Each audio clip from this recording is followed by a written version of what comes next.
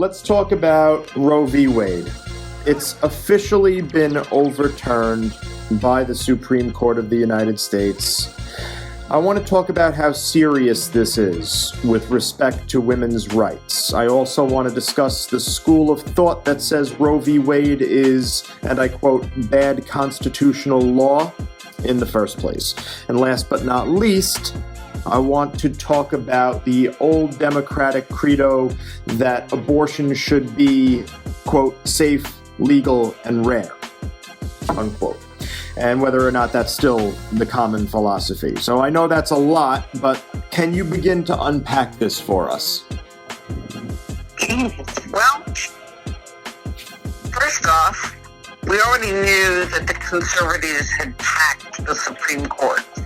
And the first big thing they were going to go after was women's reproductive health, among other things, because there are other things sitting out there that are going to be burnt as a result of the Dobbs decision. Right. And it's not a good thing. For 50 years, women have felt secure in the fact that they had a safety net. If they were raped, if there was incest, and impregnation occurred as a result of that, they knew that they could get the morning after pill, no problem. They could get an abortion if need be. And that has been taken away or is about to be taken away in quite a number of states. Except for Kansas. It was pretty entertaining to watch that happen. Women make up the largest percentage of voters in the United States. Right. So if enough women are incensed about the fact that, oh, you had your water break at 15 weeks and your baby still has a heartbeat, but we can't do anything because it still has a heartbeat, but it's going to die and you're going to just have to carry it and hope you don't become septic before we can do a D&C to take care of the problem. Oh, you're a 10-year-old child that was raped by a relative numerous times and you're pregnant, but you can't get an abortion. You can't vote, you can't drink, you can't drive, but you can carry a baby that will then, when you give birth to it, totally ruin your reproductive system until you can't bear children when you're of a childbearing age. You're not an adult at 10 years old. Right. And you can't get an abortion without a parent's approval because you're not 18. But according to Ohio, you can go ahead and carry that baby to term even though your body is not ready for that. So Roe v. Wade gave us that cushion of comfort. And now with this decision, they turned it back to the states. But the states already had laws that basically triggered and said, too bad, you got no recourse. Right. They even went so far as to say, gee, if you leave our state to get an abortion, we will come after you and the doctor. I am just so incensed that 50 years later, we're now doing the same fight we did 50 years ago. Now, am I pro-abortion? No. Am I pro-life? Yeah, sort of. But what I am definitely is pro-choice. I have to make up my own mind. It's not up to me to say another woman cannot get an abortion if they so choose. Now, you mentioned that women make up the largest voter bloc, and I know that this is animating a lot of other people as well besides women. So do you think that Democrats will effectively run on the abortion issue in midterms and beyond? Or is this better campaigning material for the other side, for Republicans?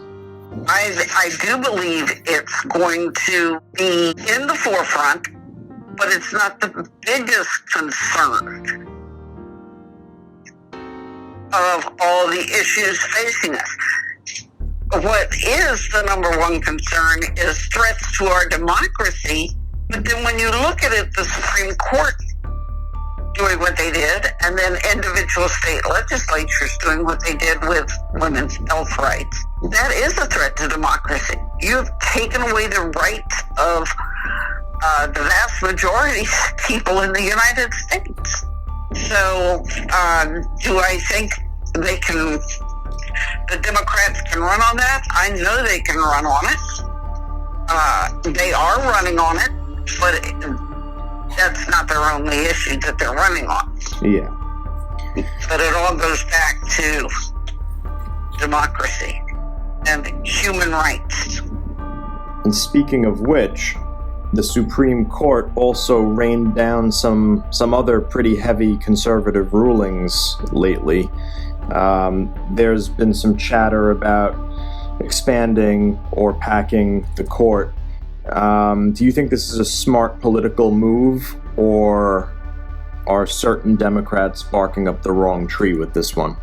I don't think they have the votes to pack the court. I feel in my heart of hearts that is not going to happen.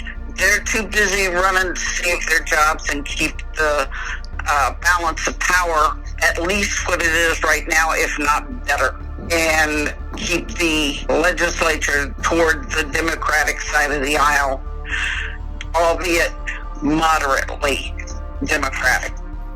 Right. So I don't think packing the court is going to... right after the decision, you heard a lot about it. Well, you don't hear anything about it right now. No, I guess there's not as much now that months have passed. And it raises the question, if one side adds justices, then who's to stop the other side when they gain power someday, when they regain power someday from adding more? And then where does it all end? Exactly. It seems like years ago at this point, but just earlier this year, we had a string of violent gun attacks, Uvalde, the Buffalo, New York grocery store shooting, and more. And we also have record homicide rates in places like Chicago, New York, and Los Angeles, including non-gun violence as well. So what is wrong with our country right now, and why are we destroying each other like this?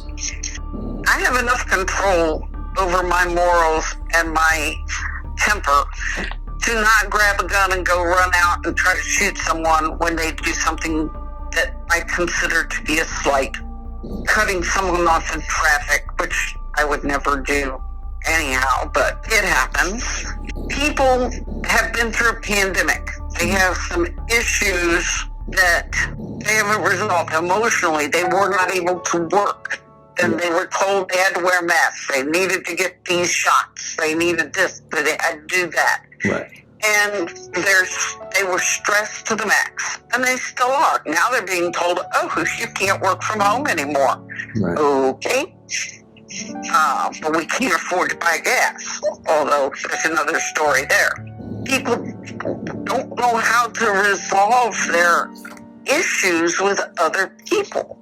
Instead of sitting down face to face and saying, I'm sorry if you feel this way, and if I did anything to cause that, I apologize. They don't know how to do that.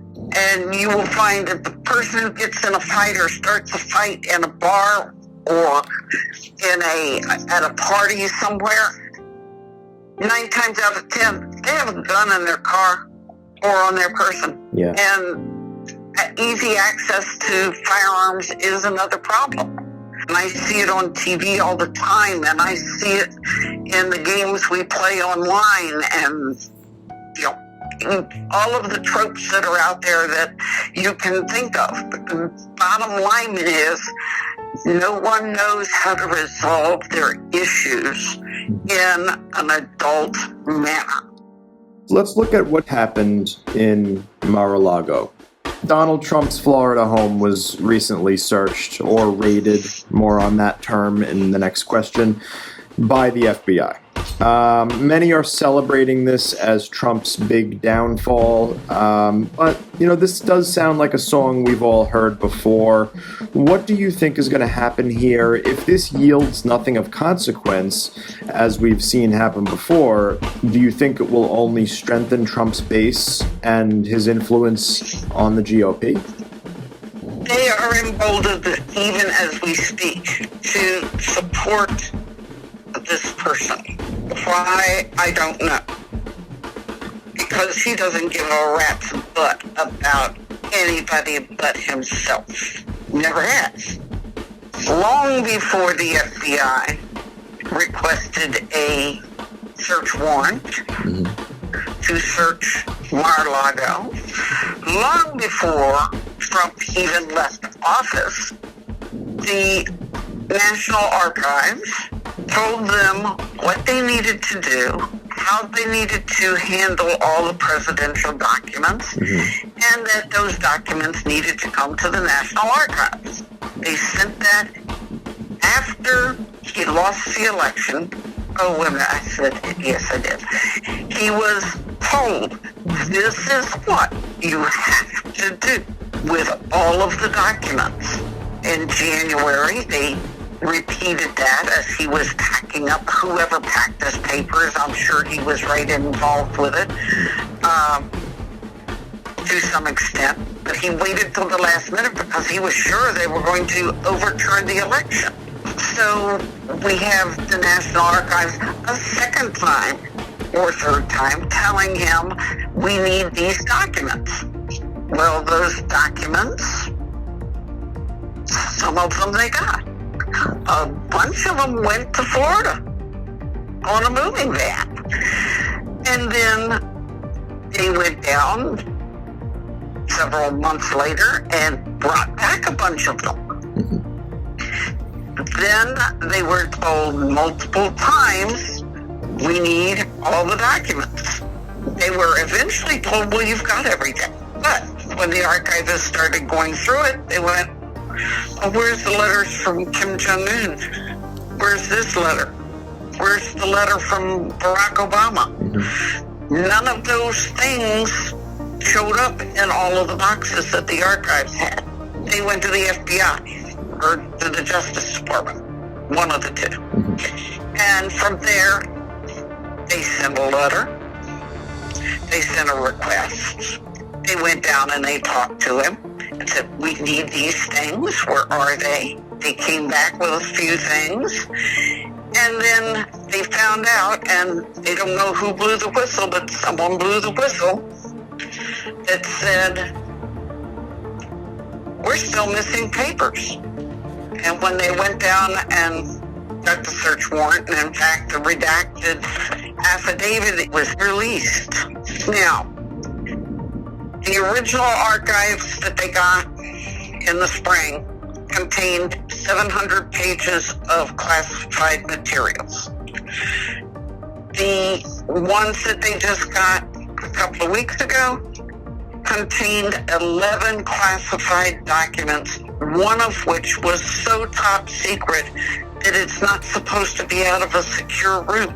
It's out by the poolside in a box. Staying on this topic for a moment, but pivoting slightly, right away the government and media began telling people what happened in Mar-a-Lago wasn't a raid, but rather a search. They didn't get a raid warrant, they got a search warrant. Semantics. We all sugarcoat words when we want to soften what is actually happening. Is it censorship? No, they tried to say, well, don't call it a raid. That didn't last very long because the media just kept calling it a raid. What do you think is going to happen in 2022 and 2024? Tell us the good, the bad, and the ugly. The good is that House and the Senate right now are getting some things done with or without the help of the Republican Party, any members of the Republican House and Senate. The biggest thing that scares me in 2024 would be Ron DeSantis, because I think he's just as far to the right and as power hungry as he who must not be named. Right. Basically, I think it's going to be a wait and see and get out and vote blue. Or you may find that you don't like what's going on.